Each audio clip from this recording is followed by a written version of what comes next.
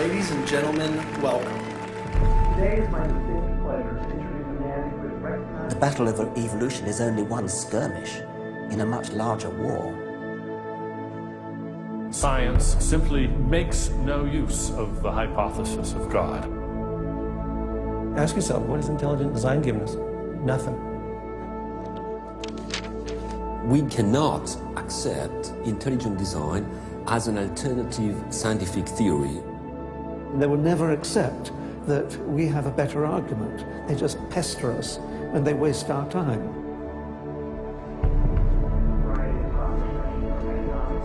Civil rights to how to live your life in 10 easy steps. Today, Ben is speaking on the topic that has become increasingly important to him over recent years. While Ben has always been an ardent supporter of science, lately he has noticed an alarming trend in the scientific establishment that could have dire consequences for every American.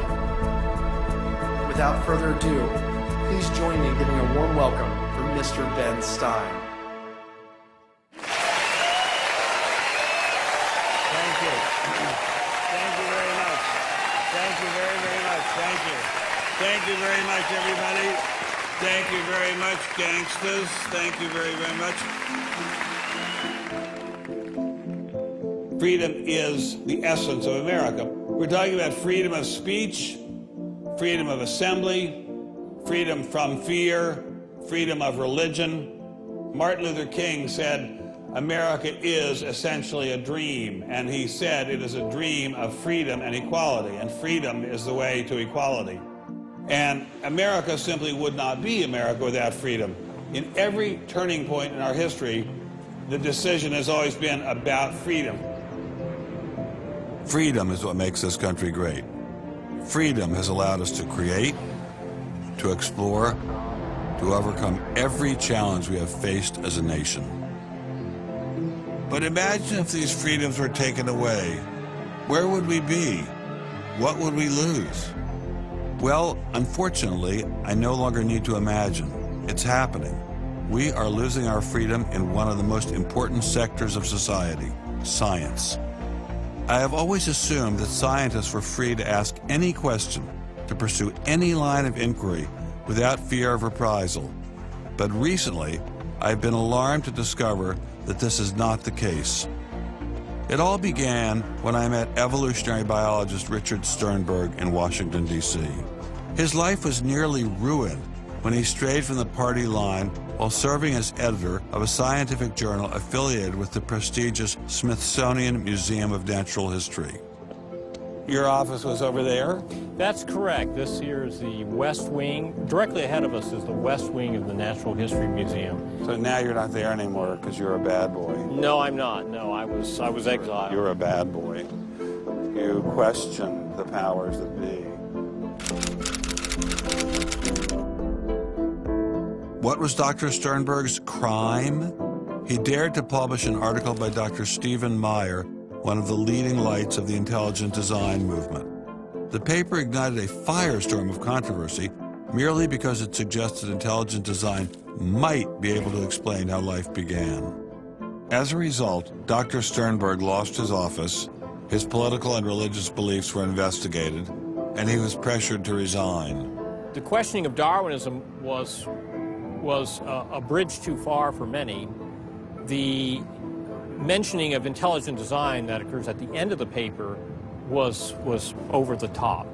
And I think the intelligent design proponents have raised a number of very important questions. And you wanted to get those questions brought up and discussed. Placed on the table. Placed on the table. People were so upset about it. They were so upset that you could see they had a physical, emotional reaction. Wow. They were saying that Stephen C. Meyer is a well-known Christian, that Stephen C. Meyer is an intelligent design proponent, that Stephen C. Meyer is a Republican. It was all couched in terms of religion, politics, and sociology. The way the chair of the department put it is that I was viewed as an intellectual terrorist. Terrorist? Because of giving the topic of intelligent design some modicum of credibility. What happened to Dr. Sternberg was terrible, but surely it was just an isolated case. I was still pretty skeptical, so naturally I checked in with the head of the Skeptics Society, Michael Shermer. So I can't prove there is no God, or Yahweh in your case, any more than I can prove there is no Isis, Zeus, Apollo, Brahma, Ganesha, Mithras, Allah, or for that matter, the flying spaghetti monster. And think about just one thing. Why would the aliens look like this? Well, these are bipedal. Who drew that?